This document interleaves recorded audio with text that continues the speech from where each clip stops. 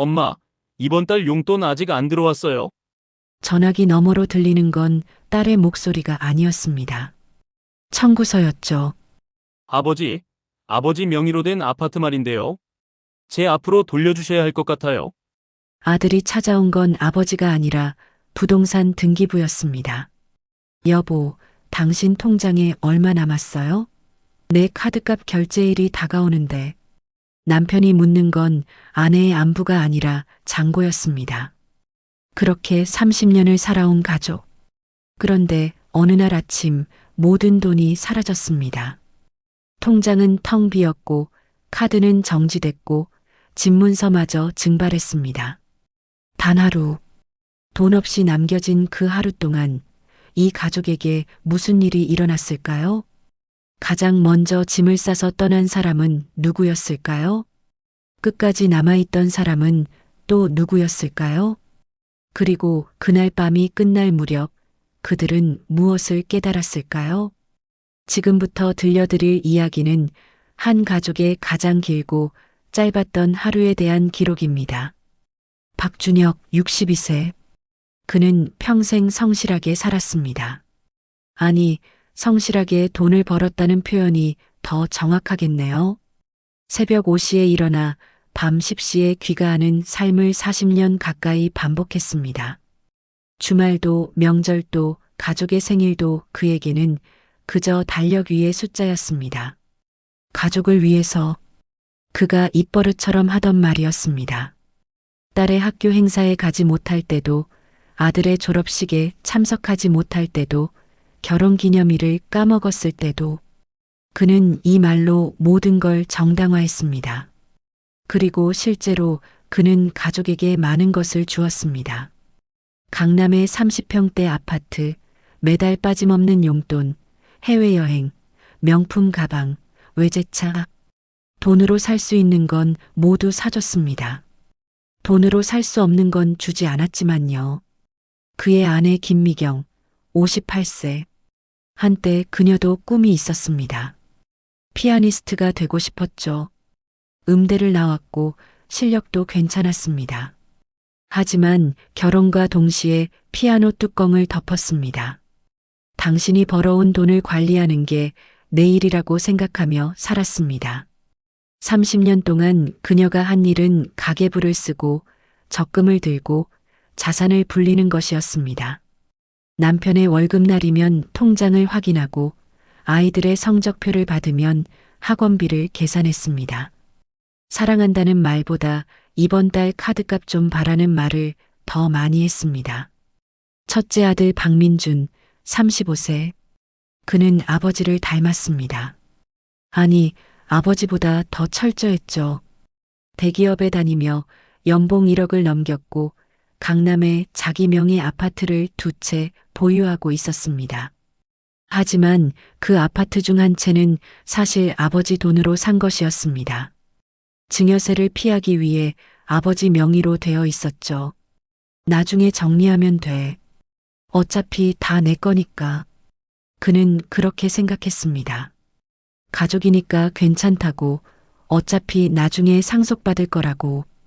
그는 부모님을 1년에 4~5번 만났습니다. 명절, 어버이날, 부모님 생신. 그때마다 적당한 선물과 용돈을 챙겼습니다. 그게 효도의 전부라고 믿으며 살았습니다. 둘째 딸 박수진, 32세. 그녀는 집안의 공주였습니다. 오빠와 달리 아버지의 기대를 한몸에 받으며 자랐죠. 예쁘고 똑똑하고 말도 잘 듣는 딸이었습니다. 하지만 그녀가 순종적이었던 이유는 사랑 때문이 아니라 계산 때문이었습니다. 아빠 마음에 들면 용돈을 더 준다. 어린 시절부터 체득한 생존 전략이었죠. 그녀는 30이 넘은 지금까지도 매달 200만 원의 용돈을 받았습니다. 명목은 취업 준비였지만 실제로는 카페에서 친구들과 수다 떨고 백화점에서 쇼핑하는 데 썼습니다. 부모님이 물으면 이번 달엔 면접이 3번이나 있어요 라고 거짓말했습니다. 그렇게 이 가족은 30년을 살아왔습니다. 밥을 먹을 때도 각자 스마트폰만 들여다봤습니다. 대화가 필요하면 카톡으로 했습니다. 같은 집에 살면서도 서로의 안부를 묻지 않았습니다. 잘 지내지 뭐. 돈 잘 벌고 있잖아. 건강하겠지. 용돈 잘 쓰고 있으니까. 서로에 대해 아는 건 통장 잔액과 월급 날짜뿐이었습니다. 그래도 괜찮았습니다. 돈이 있었으니까요. 돈이 이 가족을 하나로 묶어주고 있었습니다. 끈끈한 애정 대신 두툼한 지폐가, 따뜻한 대화 대신 차가운 계좌이체가 이들을 가족이라 부르게 했습니다. 어쩌면 그들은 가족이 아니라 하나의 법인이었을지도 모릅니다. 박준혁 패밀리 주식회사. 각자가 주주이자 직원이었고 사랑이 아닌 이익으로 계약된 관계였습니다. 그런데 그날 모든 게 바뀌었습니다. 2024년 11월 14일 목요일 밤. 평범한 날이었습니다. 박준혁은 회식 후 택시를 타고 집에 돌아왔고 김미경은 거실 소파에서 TV를 보다 잠들어 있었습니다. 민주는 자기 아파트에서 야근 후 씻고 잠자리에 들었고 수지는 친구들과 만나 술을 마신 후 새벽 1시에 귀가했습니다. 그날 밤 11시 47분. 누구도 눈치채지 못한 사이 무언가가 일어났습니다. 박준혁의 통장에서 3억 2천만 원이 사라졌습니다. 김미경의 적금과 예금 총 1억 8천만 원이 증발했습니다. 민준의 계좌에 있던 9천만 원이 흔적도 없이 날아갔습니다. 수진의 체크카드와 신용카드 한도가 모조리 정지됐습니다. 그뿐만이 아니었습니다. 부동산 등기부에서 박준혁의 이름이 지워졌습니다. 아파트도 상가도 모든 부동산이 소유주 미상으로 바뀌었습니다. 주식계좌는 텅 비었고 보험은 해지됐으며 심지어 자동차 등록증까지 무효가 됐습니다. 30년간 쌓아온 모든 재산이 단 한순간에 아무런 흔적도 없이 사라졌습니다. 해킹도 아니었습니다. 사기도 아니었습니다. 그냥 사라진 겁니다. 마치 애초에 존재하지 않았던 것처럼. 다음 날 아침이 밝았을 때 그들은 아직 아무것도 몰랐습니다. 11월 15일 금요일 오전 7시 30분. 박준혁이 가장 먼저 알아챘습니다. 뭐야 이게? 출근 준비를 하던 그가 스마트폰을 보다 얼굴이 하얗게 질렸습니다. 은행 앱을 열었는데 잔액이 0원이었습니다. 오류인가? 앱을 껐다 켰습니다. 여전히 0원이었습니다. 다른 은행 앱을 열었습니다. 역시 0원. 증권 앱을 열었습니다. 보유 주식 없음. 손이 떨렸습니다. 여보, 여보. 그는 아내를 깨웠습니다. 뭐야, 왜 이래?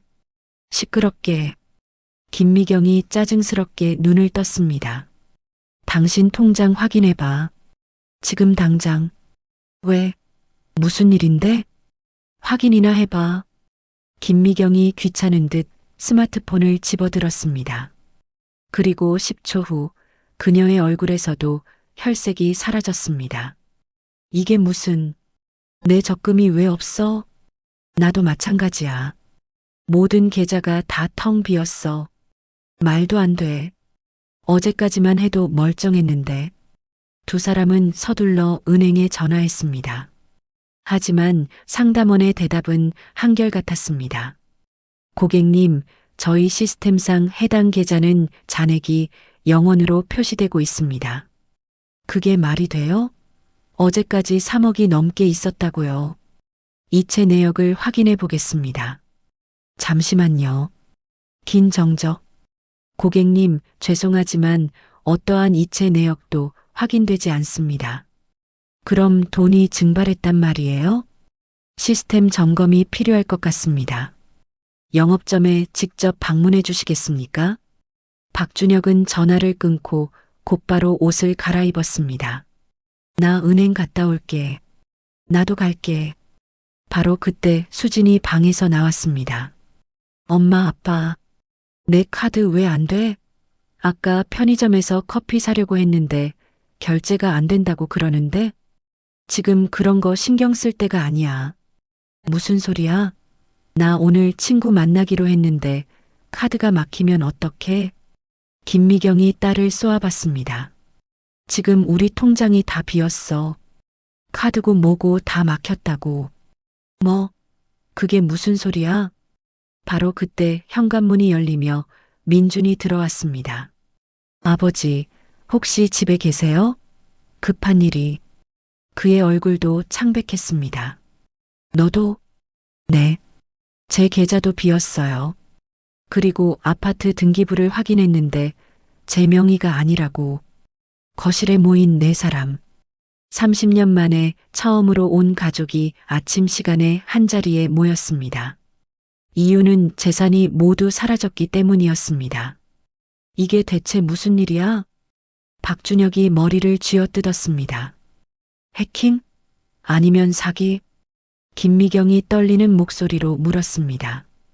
은행에서는 이체 내역이 없대요. 그냥 사라진 거래요. 민준이 답했습니다. 말도 안 돼. 돈이 그냥 사라질 수가 있어? 수진이 소리쳤습니다. 그들은 서둘러 은행으로, 경찰서로, 부동산 등기소로 달려갔습니다. 하지만 어디서도 답을 주지 않았습니다. 시스템 오류 같은데 원인을 찾을 수 없습니다. 범죄의 증거가 없어서 수사를 시작할 수 없습니다. 등기부상 소유권이 공란으로 표시되어 있습니다. 이런 경우는 처음입니다. 오후 3시 지친 몸으로 집으로 돌아온 네 사람은 거실 소파에 주저앉았습니다. 그러니까 정리하면 민준이 말문을 열었습니다.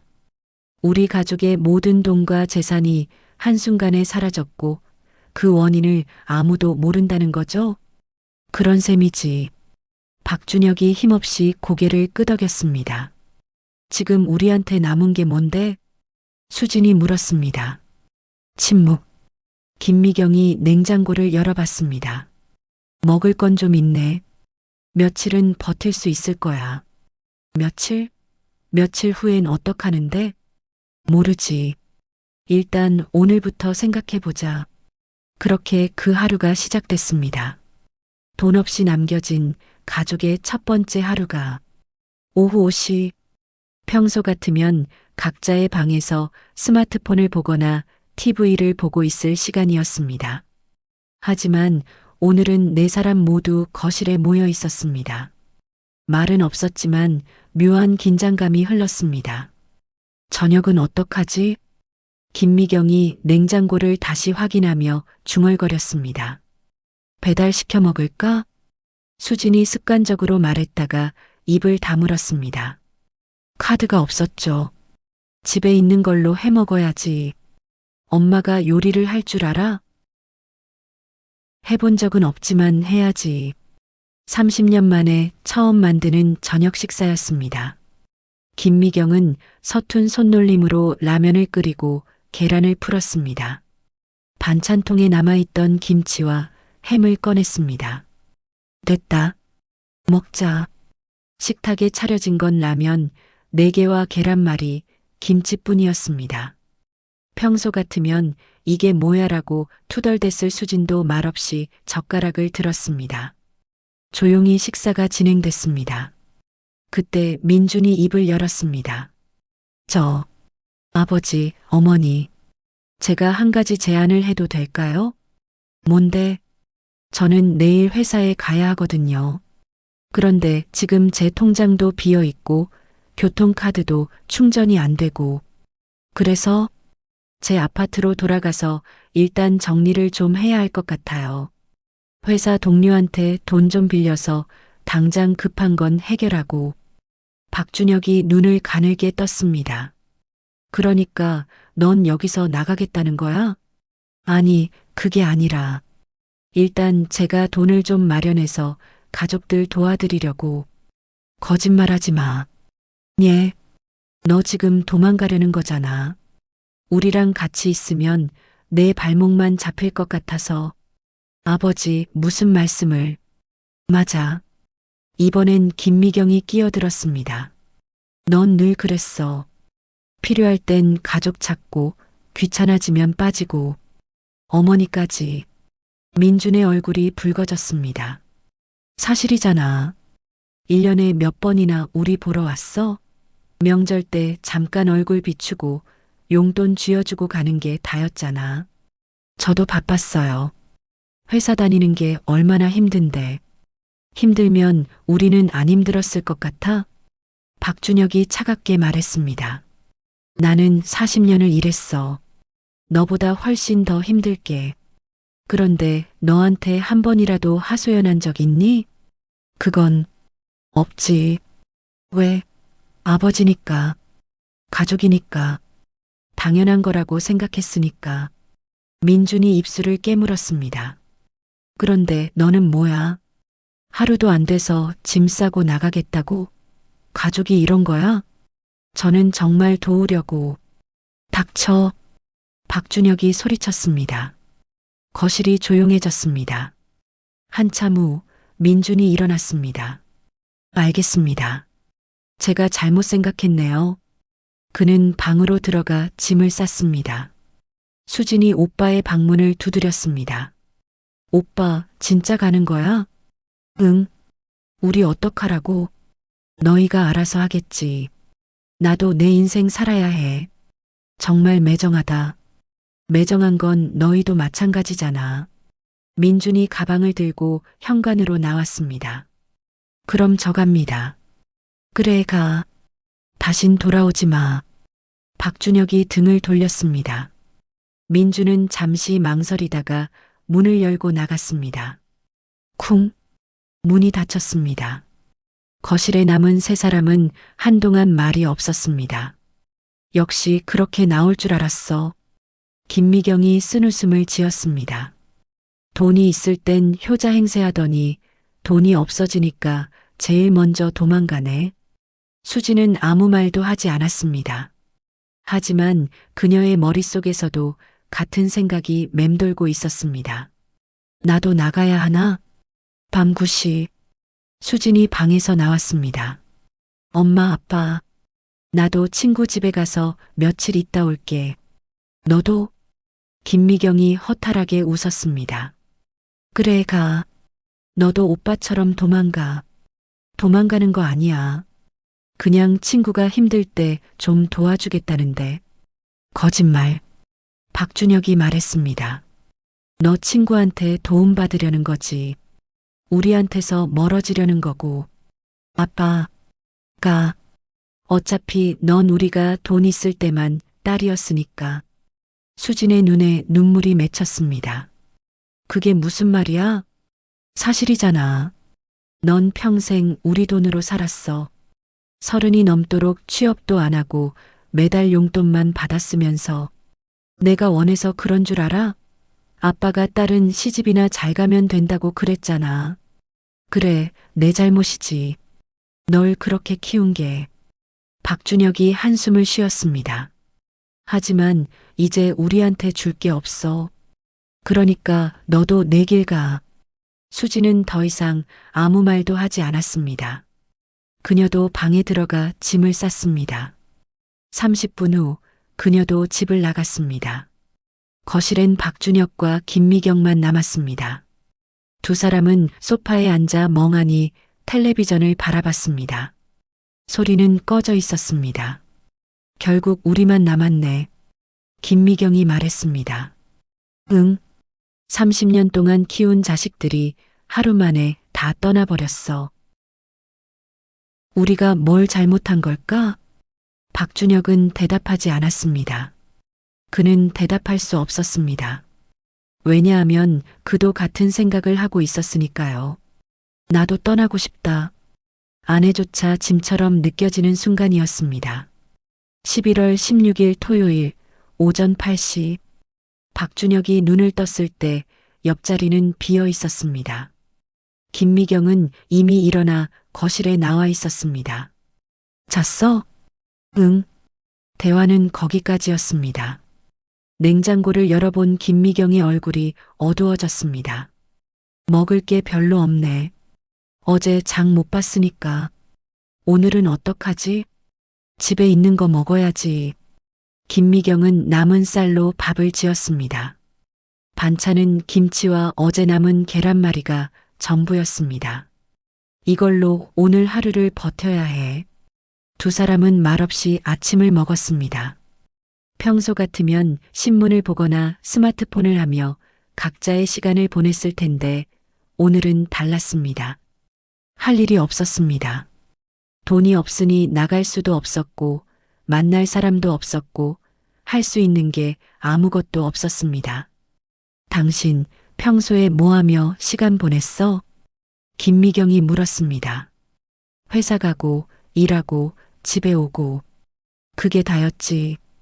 주말엔 골프 치거나 술 마시거나 혼자? 아니 사람들이랑. 무슨 사람들? 회사 사람들, 거래처 사람들. 박준혁이 말을 멈췄습니다.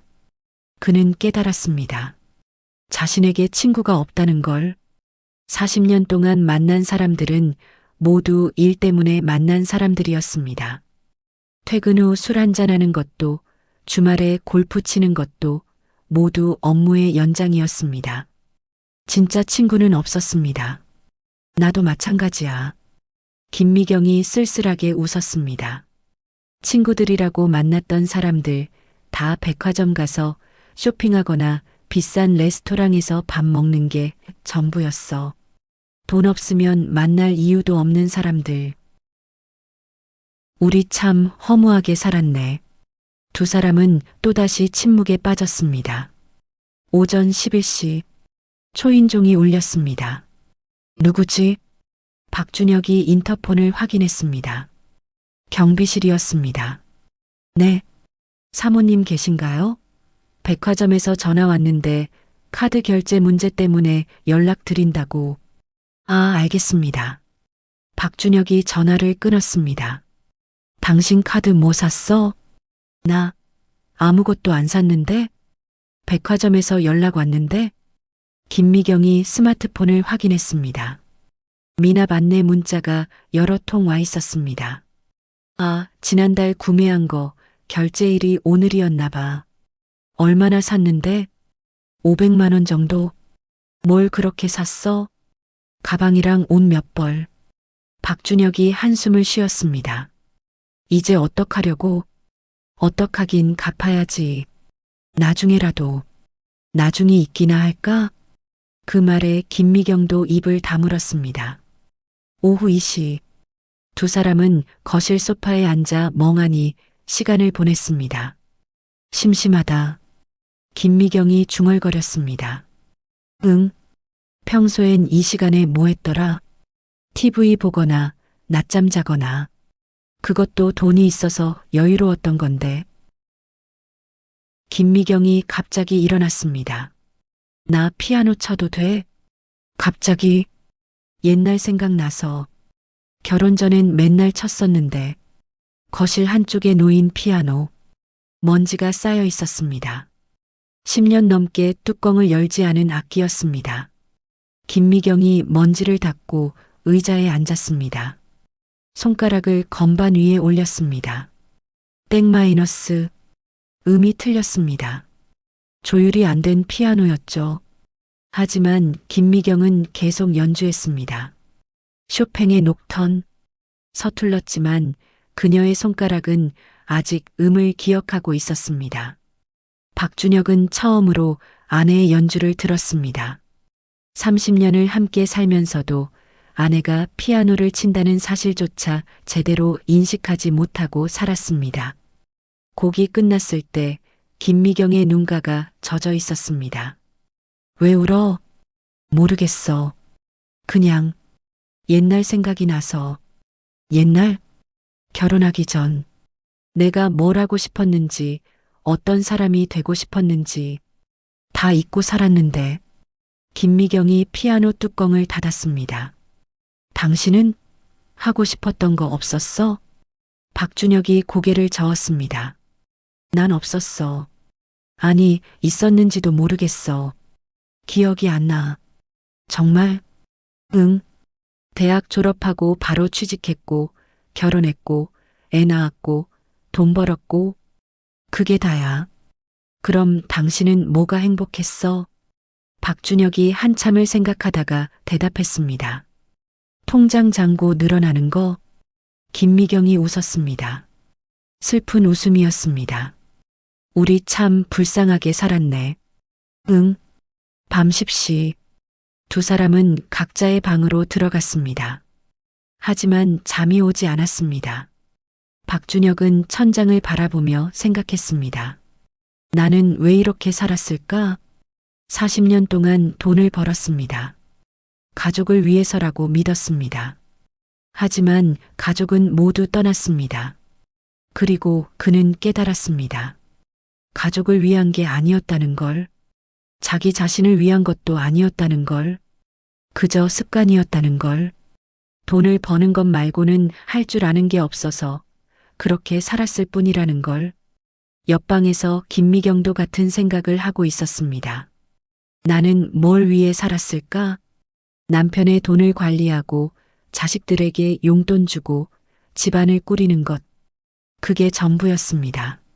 정작 자신이 원하는 게 뭔지는 한 번도 물어본 적이 없었습니다. 그날 밤 두 사람은 각자의 방에서 조용히 울었습니다. 아무도 모르게. 11월 17일 일요일 오전 9시. 박준혁이 일어났을 때 집안은 너무 조용했습니다.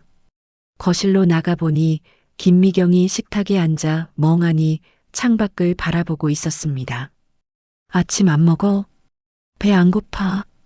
그래도 먹어야지. 당신이나 먹어. 박준혁은 냉장고를 열었습니다. 거의 텅 비어 있었습니다. 남은 쌀로 밥을 지어 김치와 함께 먹었습니다. 이틀 연속 같은 메뉴였지만 불평할 처지가 아니었습니다. 내일부터는 뭘 먹지? 김미경이 물었습니다. 모르겠어. 일단 오늘 버티고 생각하자. 오전 11시. 초인종이 울렸습니다. 박준혁이 문을 열자 민준이 서 있었습니다. 들어와도 돼? 박준혁은 대답 대신 문을 활짝 열었습니다. 민준이 들어왔습니다. 손에는 비닐봉지가 들려 있었습니다. 이거 먹을 거 좀 사왔어요. 라면, 계란, 햄, 우유, 빵. 많지는 않았지만 며칠은 버틸 수 있는 양이었습니다. 고마워. 김미경이 봉지를 받아들었습니다. 앉아. 세 사람이 거실에 앉았습니다. 한참 동안 아무도 말이 없었습니다. 죄송해요. 민준이 먼저 입을 열었습니다. 그날 제가 너무 이기적이었어요.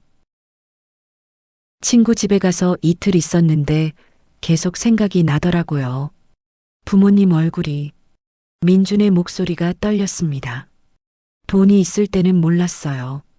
제가 얼마나 부모님께 의지하고 살았는지, 당연하게 생각했던 것들이 얼마나 소중한 건지. 그래서 돌아온 거야? 박준혁이 물었습니다. 네. 그리고 사과하려고요. 용서해 주세요. 김미경이 한숨을 쉬었습니다. 용서고 뭐고 우리도 잘못했어. 너한테 돈 말고 다른 걸 준 적이 없었으니까. 어머니, 너 우리랑 마지막으로 대화한 게 언제야? 진짜 대화 말이야. 돈이나 집 얘기 말고. 민준이 생각해봤지만 기억나지 않았습니다. 모르겠죠? 나도 몰라. 아마 10년도 더 됐을 거야. 우리가 너한테 부모 노릇을 제대로 한 적이 없어. 그러니까 내가 자식 노릇을 못하는 것도 당연한 거지. 민준이 고개를 숙였습니다. 이제라도 다시 시작하면 안 될까요? 뭘? 가족 노릇요. 진짜 가족처럼. 박준혁이 아들을 바라봤습니다. 그게 가능할까? 모르겠어요. 하지만 해보고 싶어요. 그때 문이 열리며 수진이 들어왔습니다. 나도 있어? 네 사람이 다시 한자리에 모였습니다. 수진아, 너도. 응, 나도 미안해. 도망쳐서. 수진이 소파에 앉았습니다. 친구 집에 있는데 너무 불편하더라. 눈치 보이고 마음 편하지 않고 그래서 그냥 왔어. 김미경이 딸의 손을 잡았습니다. 와줘서 고마워. 엄마. 네 사람은 한동안 말없이 앉아 있었습니다. 30년 만에 처음으로 진짜 가족처럼. 오후 3시 수진이 냉장고를 정리하기 시작했습니다. 이거 유통기한 지난 거 많은데 다 버려야겠다. 민준이 거들었습니다. 나도 도와줄게. 박준혁과 김미경은 거실을 청소했습니다.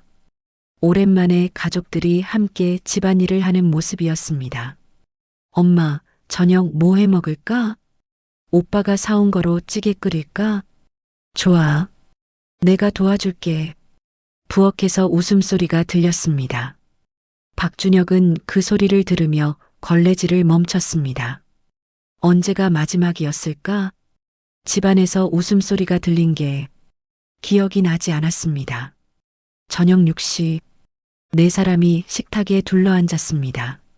수진과 김미경이 함께 끓인 김치찌개, 민준이 부친 계란말이, 그리고 밥.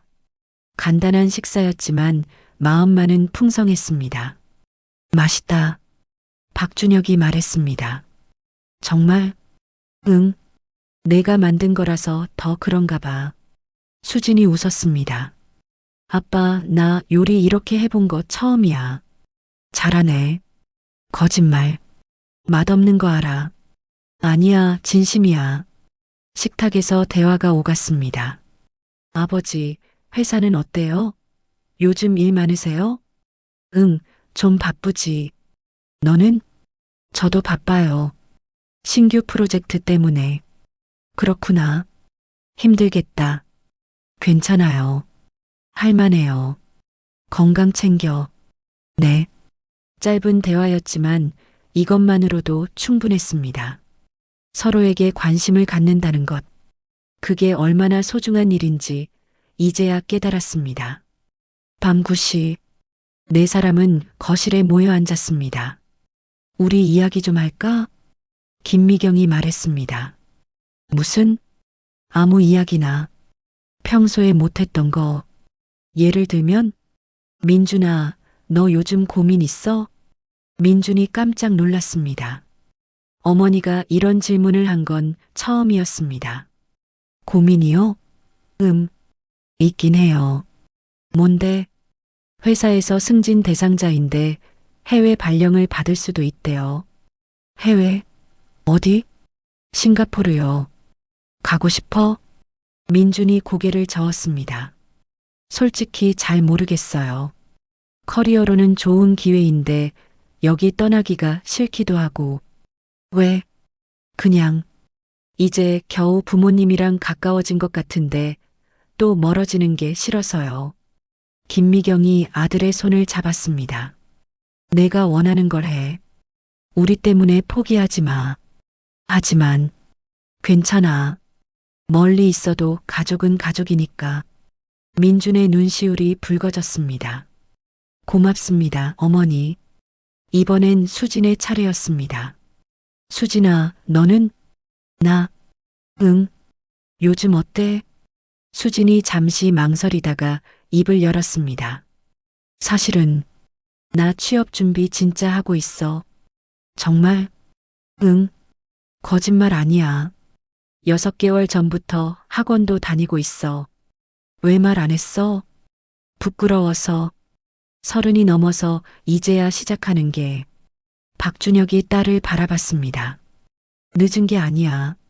지금이라도 하는 게 대단한 거지. 정말? 응. 아빠가 미안해. 너한테 제대로 된 방향을 제시해주지 못해서. 아니야, 아빠. 내 잘못이야.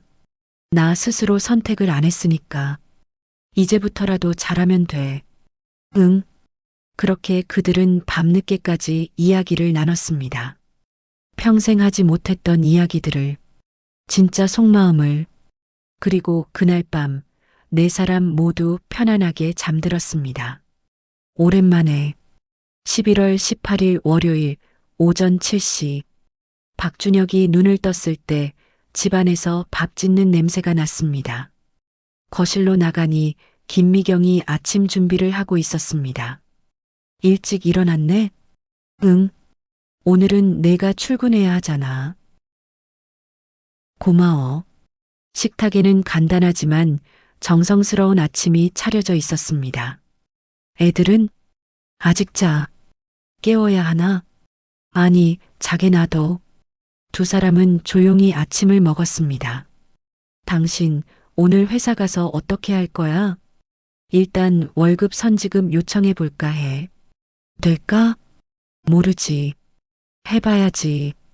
돈 들어오면 생활비부터 쓰고 나머지는 당장 급한 것부터 갚아야지. 김미경이 고개를 끄덕였습니다. 나도 뭐라도 해야 할 것 같아. 뭘? 일. 아르바이트라도. 박준혁이 놀란 표정으로 아내를 봤습니다. 당신이? 왜? 못할 것 같아? 아니, 그게 아니라. 나도 할 수 있어. 30년 동안 집에만 있었지만 뭔가는 할 수 있을 거야. 고마워. 뭐가? 그렇게 생각해줘서. 김미경이 미소 지었습니다. 우리 이제 다시 시작하는 거잖아. 같이. 오전 9시 박준혁이 출근했습니다. 회사에 도착해서 가장 먼저 한 일은 인사팀에 가는 것이었습니다. 부장님, 혹시 급여 선지급 가능할까요? 갑자기요? 무슨 일 있으세요? 개인 사정이 좀 있어서요. 얼마나 필요하신데요? 500만 원 정도면. 인사팀장이 난감한 표정을 지었습니다. 규정상 최대 300만 원까지만 가능한데요. 그것도 괜찮습니다. 알겠습니다. 서류 작성해 주시면 이번 주 내로 처리해 드리겠습니다. 박준혁은 안도의 한숨을 쉬었습니다. 일단 급한 불은 껐습니다. 한편 집에서는 수진이 일어나 노트북을 켰습니다. 엄마, 나 오늘 학원 가야 해. 돈은? 오빠가 어제 준 돈 있잖아. 그걸로 교통비 쓸게. 조심히 다녀와. 응. 수진이 나간 후 김미경은 혼자 집에 남았습니다. 그녀는 스마트폰을 들고 구인구직 앱을 열었습니다.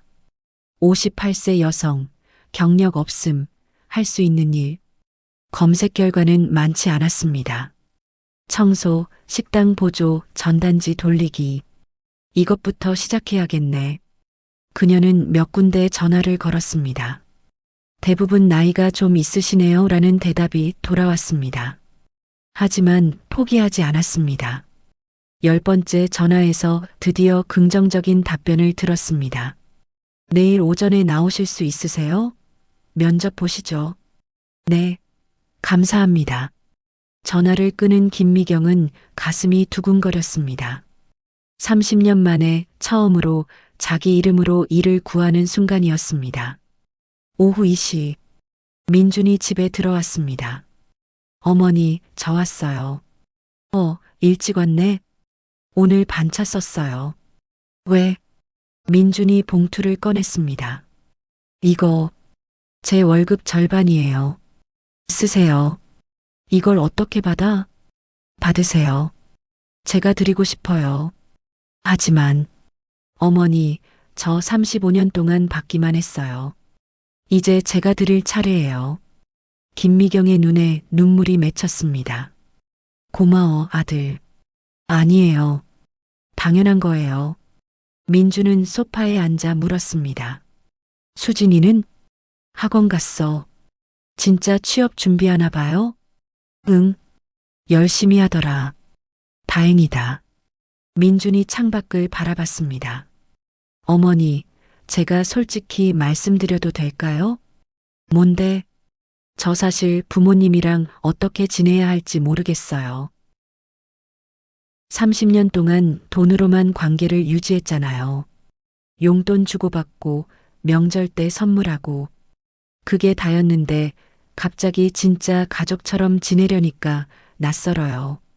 김미경이 고개를 끄덕였습니다. 나도 마찬가지야. 정말요? 응. 너희 아빠랑도 그래. 30년을 같이 살았는데 진짜 대화를 나눠본 게 며칠 안 돼. 그럼 어떻게 해야 해요? 모르겠어. 하지만 지금처럼 조금씩 시도해보는 수밖에. 민준이 미소 지었습니다. 연습이 필요하네요. 가족 되는 연습. 그렇네. 이상하지? 가족인데 가족 되는 법을 배워야 한다니. 두 사람은 웃었습니다. 저녁 7시. 네 사람이 다시 식탁에 모였습니다. 오늘 하루 어땠어? 박준혁이 물었습니다. 나는 급여 선지급 신청했어. 이번 주 안에 들어올 거야. 나는 내일 면접 봐. 마트 계산대 일인데 될지 모르겠어. 나는 학원 다녀왔어. 이번 주 토요일에 모의 시험 본대. 나는 회사 동료한테 얘기했어. 형편이 어렵다고. 그랬더니 당분간 점심 같이 먹자고 하더라. 각자의 하루를 나눴습니다. 사소한 이야기들이었지만 그 사소함이 소중했습니다. 아빠, 나 하나 물어봐도 돼? 뭔데? 아빠는 언제가 제일 행복했어? 박준혁이 잠시 생각했습니다. 글쎄, 너희가 처음 태어났을 때 작고 빨간 얼굴로 울던 게 아직도 기억나. 그때 뭐가 좋았는데? 순수했어. 돈이고 뭐고 생각 안 하고 그냥 너희가 살아있다는 것만으로 감사했지. 지금은? 박준혁이 가족들을 둘러봤습니다. 지금도 그래. 너희가 여기 있는 것만으로 감사해. 수진이 눈물을 글썽였습니다. 아빠, 나도 사실 물어보고 싶었던 게 있어. 뭔데? 아빠는 나 사랑해? 당연하지. 돈 때문이 아니라. 박준혁이 딸의 손을 잡았습니다. 수진아, 내가 너한테 돈을 준 건 사랑 표현을 다른 방법으로 할 줄 몰랐기 때문이야. 미안해. 아니야, 아빠. 나도 미안해. 그 돈을 당연하게 생각했어. 이제부터는 제대로 하자. 진짜 사랑하는 법. 응. 그날 밤, 네 사람은 거실에 둘러앉아 오래된 앨범을 꺼냈습니다. 이거 봐. 민준이 돌잔치 사진. 우와, 나 완전 귀여웠네. 수진이는 100일 때 이렇게 생겼어. 엄마, 나 진짜 못생겼다. 웃음소리가 끊이지 않았습니다. 이 사진은 언제 찍은 거야? 우리 신혼여행 때. 제주도 갔었지. 엄마, 아빠 진짜 젊다. 그때는 다들 젊었지. 앨범을 넘기며 그들은 잊고 있던 시간들을 되살렸습니다. 행복했던 순간들, 돈보다 중요했던 것들. 우리 내일 사진 찍을까? 수진이 제안했습니다.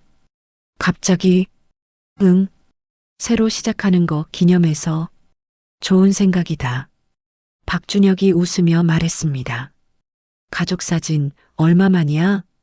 한 10년? 그렇게나 됐어? 응, 너무 오래됐지. 그럼 내일 찍자. 꼭. 그날 밤은 유난히 따뜻했습니다. 11월 19일 화요일 오전 10시. 김미경은 마트 앞에 서 있었습니다. 면접 시간 30분 전이었지만 일찍 도착했습니다. 긴장됐습니다. 30년 만에 면접이었으니까요. 김미경 씨? 네. 점장이 그녀를 작은 사무실로 안내했습니다. 이력서 주세요. 김미경이 어젯밤 정성껏 작성한 이력서를 건넸습니다. 점장이 훑어보더니 고개를 갸웃했습니다. 경력이 하나도 없으시네요? 네. 결혼 후 줄곧 주부였습니다. 나이도 좀 있으시고. 하지만 성실하게 일하겠습니다.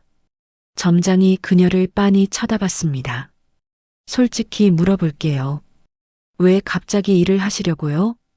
김미경이 잠시 망설였습니다. 집안 사정이 어려워졌습니다. 돈이 필요하시군요. 네. 점장이 이력서를 다시 봤습니다. 계산대 일 해보신 적 있으세요? 없습니다. 물건 정리는? 그것도 없지만 배우겠습니다. 시급 최저임금이고 주 5일 하루 6시간입니다. 괜찮으세요? 네, 괜찮습니다. 점장이 한숨을 쉬었습니다. 내일부터 나오세요. 일주일 수습 기간 갖고 괜찮으면 정식으로 채용하겠습니다. 정말요? 감사합니다. 김미경은 마트를 나오며 주먹을 불끈 쥐었습니다. 해냈다. 30년 만에 얻은 첫 직장이었습니다. 같은 시각 수지는 학원에서 모의 시험을 보고 있었습니다. 문제가 어려웠습니다. 포기하고 싶었습니다. 하지만 그녀는 끝까지 풀었습니다. 나도 할 수 있어. 시험이 끝나고 강사가 말했습니다. 수진 씨, 요즘 실력이 많이 늘었어요. 정말요? 네. 이 정도면 다음 달 시험 붙을 수 있을 것 같은데요? 수진의 얼굴이 환해졌습니다. 감사합니다. 처음으로 누군가에게 인정받는 느낌이었습니다. 돈이 아니라 실력으로. 오후 3시, 박준혁은 회사 식당에서 동료와 점심을 먹고 있었습니다. 부장님, 요즘 표정이 밝아지셨어요. 그래. 네. 전에는 항상 심각해 보이셨는데. 박준혁이 웃었습니다. 가족들이랑 대화를 좀 하게 됐거든. 가족요? 갑자기? 응. 늦었지만 이제라도 해보려고. 부럽습니다. 저도 가족이랑 대화가 없어서. 그럼 오늘 퇴근하고 집에 가서 이야기 나눠봐. 늦지 않았어. 그럴까요? 그래. 후회하기 전에. 박준혁은 그제야 깨달았습니다. 자신이 후배들에게 조언을 하고 있다는 걸. 예전 같으면 일이나 열심히 해라고 했을 텐데. 저녁 7시, 네 사람이 다시 모였습니다. 엄마, 오늘 어땠어? 합격했어. 내일부터 출근이야. 진짜? 축하해. 나도 오늘 모의 시험 잘 봤어. 강사님이 칭찬하셨어. 우리 딸 대단한데? 아빠는? 나 오늘 후배한테 인생 조언 좀 해줬어. 아빠가? 응. 신기하지? 나도 놀랐어. 모두가 웃었습니다. 우리 정말 달라졌네. 민준이 말했습니다. 그러게. 돈이 사라지고 나니까 오히려 뭔가 채워지는 느낌이야. 수진이 고개를 끄덕였습니다. 맞아. 예전엔 배고프지 않았는데 허기졌었거든. 근데 지금은 배는 고픈데 마음은 배불러. 좋은 표현이다. 박준혁이 딸의 머리를 쓰다듬었습니다. 밤 10시, 박준혁과 김미경은 침대에 누워 이야기를 나눴습니다. 여보, 응? 우리 언제 이렇게 얘기해 본 게 마지막이야? 김미경이 생각해 봤지만 기억나지 않았습니다. 모르겠어. 너무 오래됐어. 나도. 박준혁이 아내의 손을 잡았습니다. 미안해. 뭐가? 당신한테 남편 노릇 제대로 못해서. 나도 미안해. 아내 노릇 제대로 못했어. 아니야. 당신은 잘했어. 아니야. 나도 부족했어. 두 사람은 서로를 바라봤습니다. 다시 시작할까? 박준혁이 물었습니다. 뭘? 결혼. 진짜 결혼 생활. 김미경이 웃었습니다. 30년 만에? 늦었어? 아니, 지금이 딱 좋아. 그들은 오랜만에 포옹했습니다. 진심으로. 11월 20일 수요일 새벽 4시. 박준혁이 잠에서 깼습니다. 이상했습니다. 평소엔 알람 없이는 일어나지 못하는데 침대에서 일어나 거실로 나갔습니다. 창밖을 보니 아직 어둠이 가득했습니다. 왜 잠이 안 오지? 그는 소파에 앉아 생각에 잠겼습니다. 지난 6일간의 일들이 주마등처럼 스쳐 지나갔습니다. 모든 돈이 사라진 날, 아이들이 떠난 날, 다시 돌아온 날, 그리고 조금씩 가까워진 날들.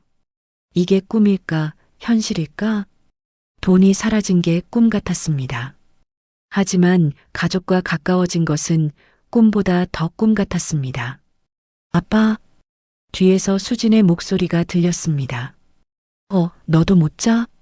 응. 잠이 안 와. 수진이 아버지 옆에 앉았습니다. 뭐 생각해? 그냥 요즘 일들. 나도. 부녀는 한동안 말없이 창밖을 바라봤습니다. 아빠, 응? 나 솔직히 말해도 돼? 그래. 처음엔 돈이 사라진 게 너무 무서웠어. 앞으로 어떻게 살지, 뭘 먹고 살지. 근데 지금은 다른 게 더 무서워. 뭐가? 돈이 다시 돌아오는 거. 박준혁이 딸을 봤습니다. 왜? 돈이 돌아오면 우리 다시 예전으로 돌아갈 것 같아서 각자 방에 틀어박혀서 카톡으로만 대화하고 서로 통장 잔고만 궁금해하고 아빠, 나 예전으로 돌아가기 싫어. 수진의 눈에 눈물이 맺혔습니다. 지금이 힘들어도 배고파도 이게 더 좋아. 우리가 진짜 가족 같아서 박준혁이 딸을 끌어안았습니다. 나도 그래. 정말? 응. 나도 무서워. 돈이 돌아와서 우리가 또 멀어질까봐. 그럼 어떡해? 약속하자. 뭘? 돈이 돌아와도 지금처럼 살자. 서로 대화하고 같이 밥 먹고 진짜 가족처럼. 할 수 있을까? 해야지. 꼭. 두 사람은 약속했습니다. 새벽 5시 민준도 잠에서 깨어 거실로 나왔습니다. 다들 왜 안 자? 오빠도 못 잤어? 응. 민준도 소파에 앉았습니다. 무슨 생각해? 회사 일. 무슨? 해외 발령 말이야. 결정해야 하거든. 어떻게 할 건데? 민준이 한숨을 쉬었습니다. 안 갈까봐. 정말? 커리어에 좋은 기회라며? 그래. 근데 더 중요한 게 생겼어. 뭔데? 가족. 민준이 아버지와 여동생을 번갈아 봤습니다. 35년 동안 놓쳤던 거 이제라도 붙잡고 싶어? 여기서 너희 곁에서 수진이 오빠의 손을 잡았습니다. 고마워, 오빠. 뭐가? 그렇게 생각해줘서. 바로 그때 김미경도 일어나 거실로 나왔습니다. 다들 왜 앉아? 엄마도? 응. 긴장돼서. 오늘 첫 출근이잖아. 김미경도 소파에 앉았습니다. 네 사람이 나란히 앉아 창밖을 바라봤습니다. 어둠이 서서히 걷히고 있었습니다. 엄마, 떨려? 응, 떨려. 근데 설레기도 해. 왜? 새로운 시작이잖아. 나만의. 박준혁이 아내의 어깨에 손을 얹었습니다. 잘할 거야. 고마워. 동쪽 하늘이 붉게 물들기 시작했습니다. 해 뜬다. 수진이 말했습니다.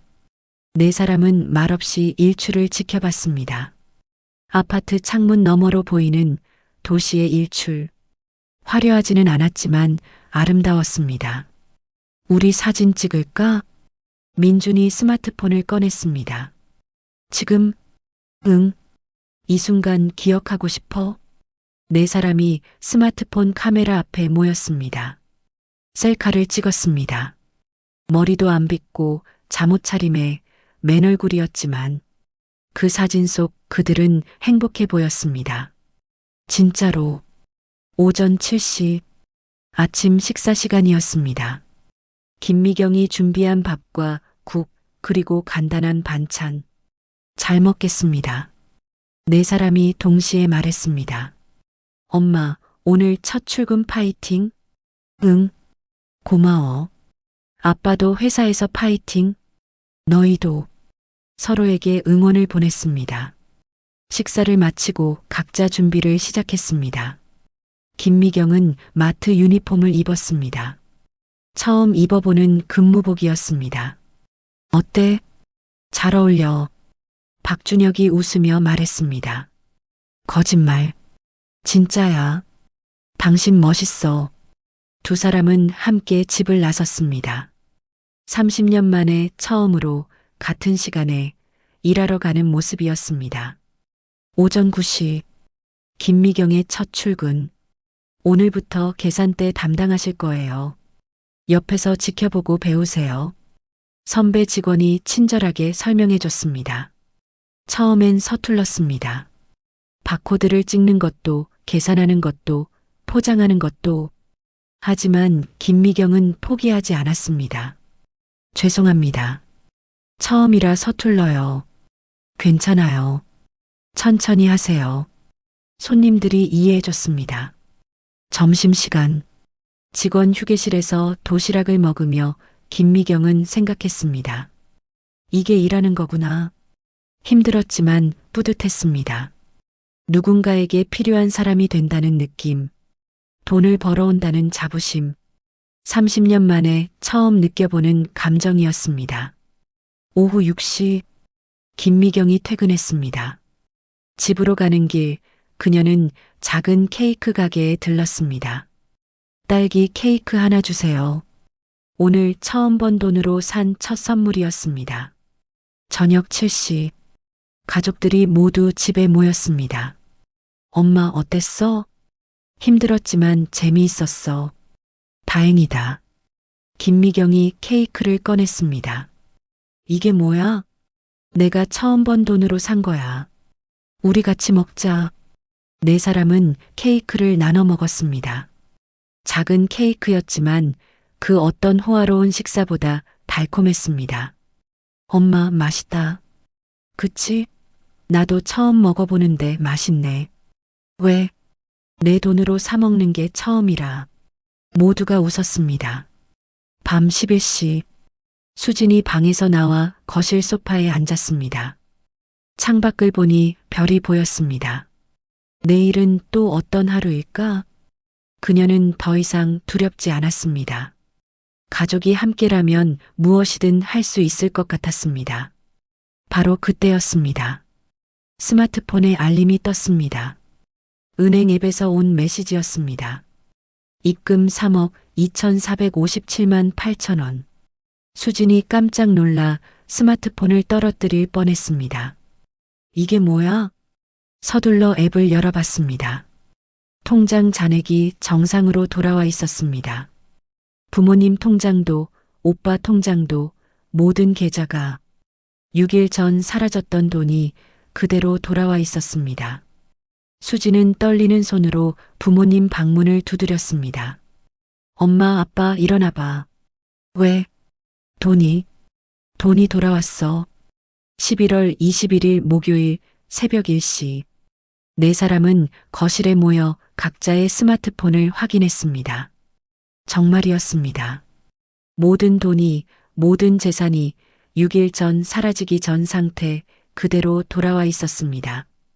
이게 대체 박준혁이 말을 잇지 못했습니다. 꿈이야, 현실이야? 김미경이 물었습니다.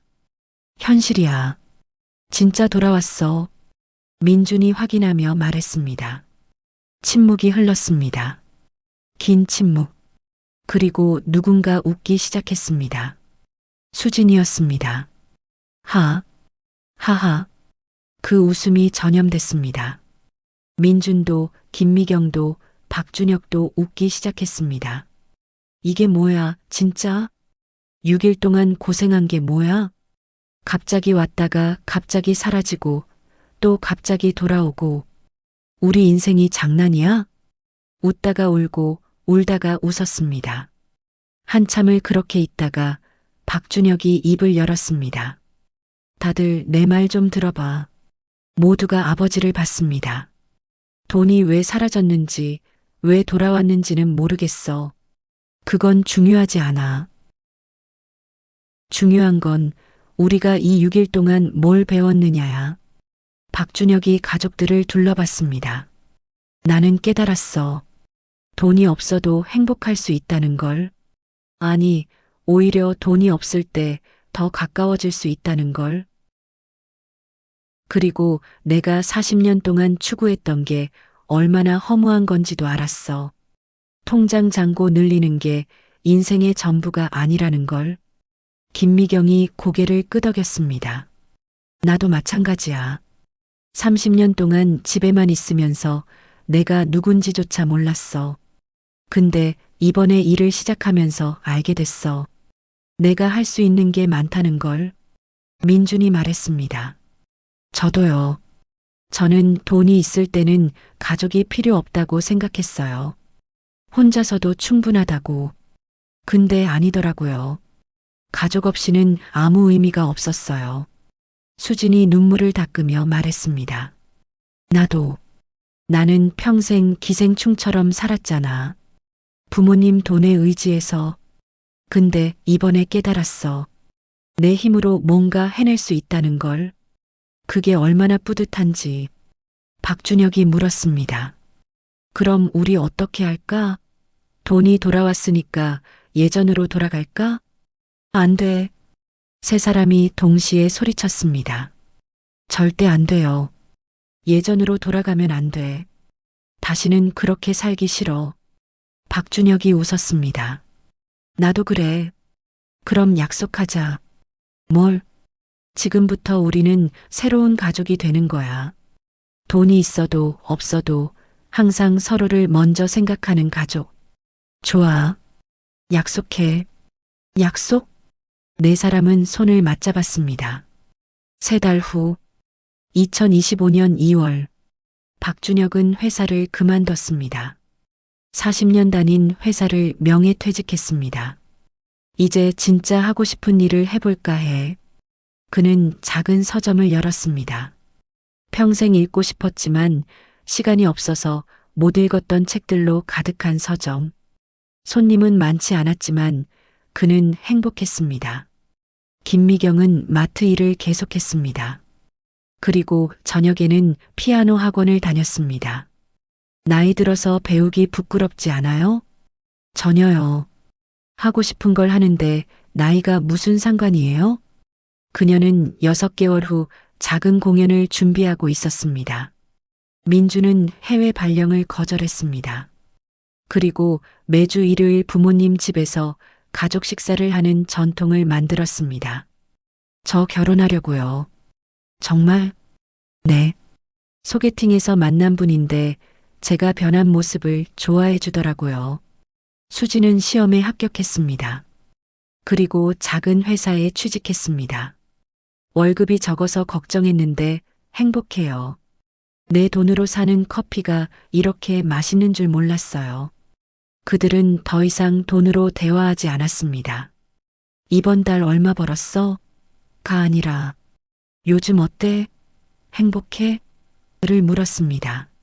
명절에도 용돈 봉투가 아니라 직접 만든 음식을 나눴습니다. 생일에도 비싼 선물 대신 손편지를 썼습니다. 어느 날 저녁 네 사람이 다시 거실에 모였습니다. 아빠 궁금한 게 있어. 뭔데? 그때 돈이 왜 사라진 거였을까? 박준혁이 웃었습니다. 모르지. 해킹도 아니었고 사기도 아니었고. 그럼 기적?